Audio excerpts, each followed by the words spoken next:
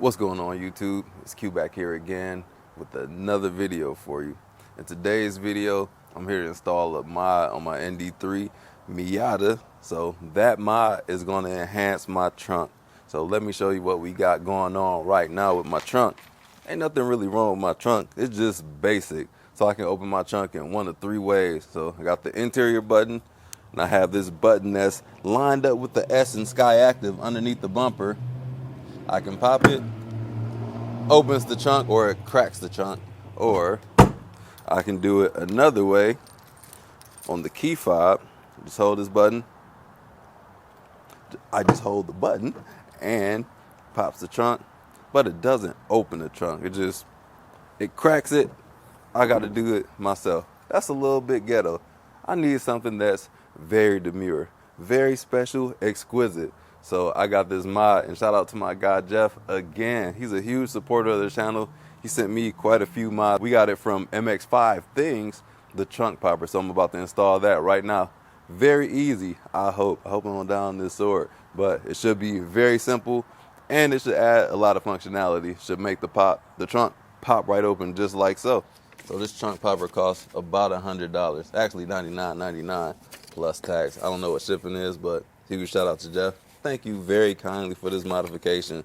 And he sends me some very tasteful mods. So Jeff is a two-time ND Miata owner, so he just ordered him an ND3 just like me. But this mod is very simple. It only comes with two little parts. Don't need too many tools.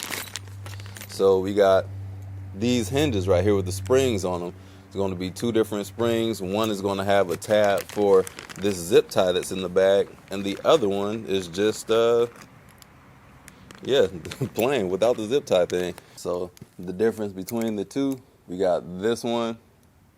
This is going to go on the left side, the driver's side, and the passenger side you can tell by just this little tab right here for the zip tie we're going to tie a wire to. That's going to be it. Very simple stuff. We got two screws. The only tools we're going to need, the Phillips screwdriver, and we got some needle nose pliers to take out the tab on the wire. I'll show y'all when we get to that part. And our thinking caps. So put on the thinking caps. No, you don't really need to think that much, but it's only one screw in here, and I'll just demonstrate what we're going to do. And pardon me, I see another thing that we do have in here. We have these little washer type things. I'm assuming they're going to go around the screw just like that. So that's just me using my mind. I'm assuming that's what that's for. I shouldn't be wrong. So let's get the install started. What I'm gonna do is pop my trunk the ghetto way, and we're gonna get to installing. So for this install, we want to make sure that the felt is going to be touching the metal up here. Is going to fit in between here, and also there's this hole up in here that's going to line up with this whatever this piece is we got sticking out. So there's a hole right there, and then we have the screw that I need to pull out, and there's another hole down here. The screw's going to go through it. We're going to tighten it up. It's very simple. Let me start by taking this screw out of here.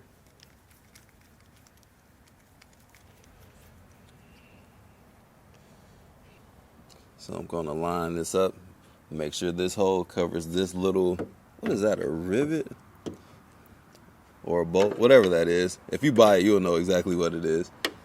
So what I'm gonna do is line this up, finger tighten this screw through the hole, and then make sure that other hole that I was telling you about is covering that washer or nut, whatever that is. What the heck is that? So let me grab my screwdriver and just tighten it all the way in. This should only take less than 5 minutes. Crap, forgot that washer. Let me add that. God the mighty. So I'm gonna slide this washer in between here so we got a snug fit. There we go. Make sure that's over that top piece, the top bolt. I'll just call it a bolt for lack of a better word, since I can't think of what to call it. Actually, I'm not filling it with the washer there, so let me do it without. I feel like it fits more flush to this top bolt that's up here. So we're going to do it without. If we need to add it on later, we'll do that. On the passenger side, we're going to do the same thing. So I'm going to use the needle nose pliers to remove this piece right here. So looking on the other side, we just need to pinch this and push it on through, and that's what the zip tie is going to be for.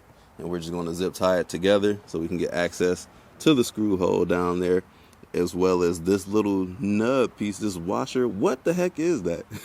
So we can put that one piece over there, put the screw through, and then we'll be done. Quick and easy. Easy. Some people prefer to cut this part off. I want to keep it just in case I want to go back to stock at some point. So I'm going to do the same thing over here. Take this screw out, and you can turn this felt part around.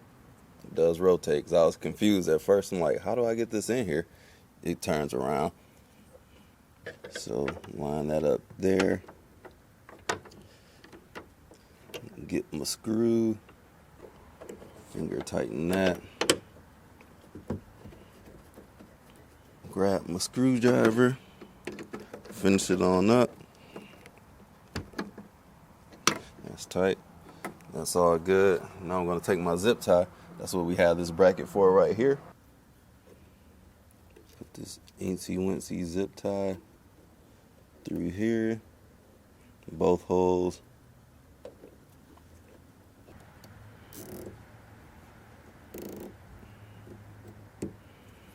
Cut off the excess.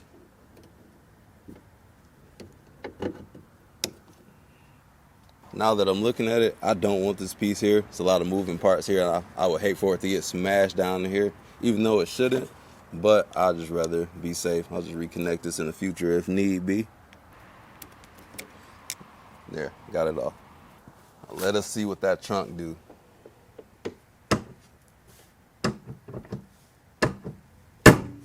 Got to add a little bit of force to it. Let's do it from down here.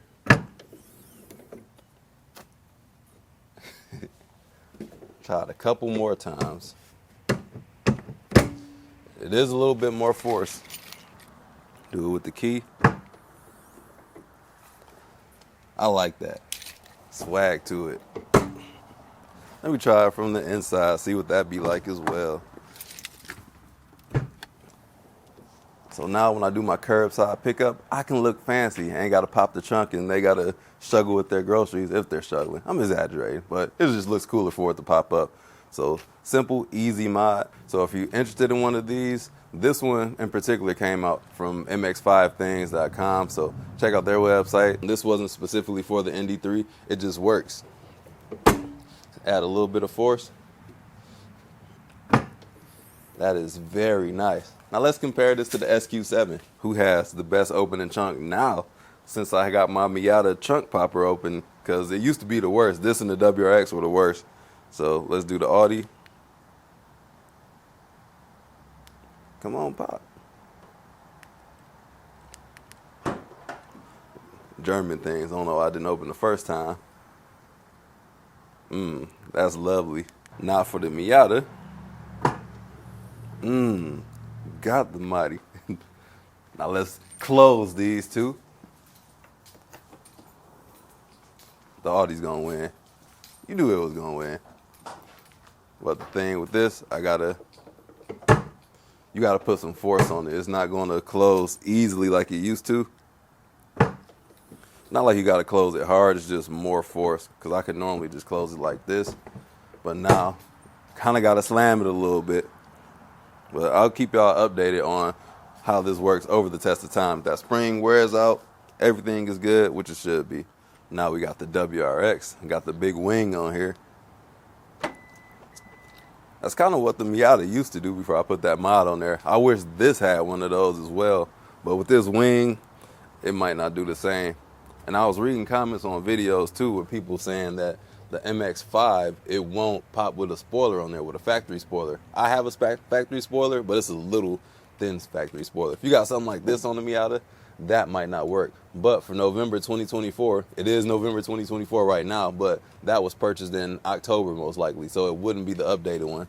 So when you got a big wing like this, you got to be careful when opening your trunk, especially closing it, because I had to drill through the hood or through the trunk of this one.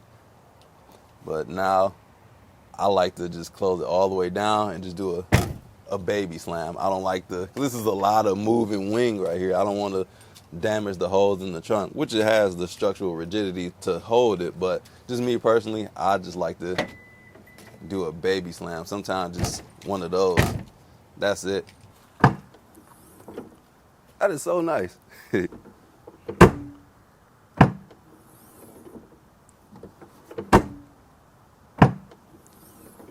All right, folks, that's going to wrap up today's video. Drop a comment. Let me know what you think about this chunk popper. I personally like it a lot, even though it's only been like 5 minutes so far. Super easy to install, not that expensive. This is why I love the Miata. Even though this platform is old, it's like 8 years old now, it's so many modifications. You can make it to be whatever you want to, just about. So this is one of the mods that I was going to do. I actually have the link saved on my sticky notes on my computer to buy one of these.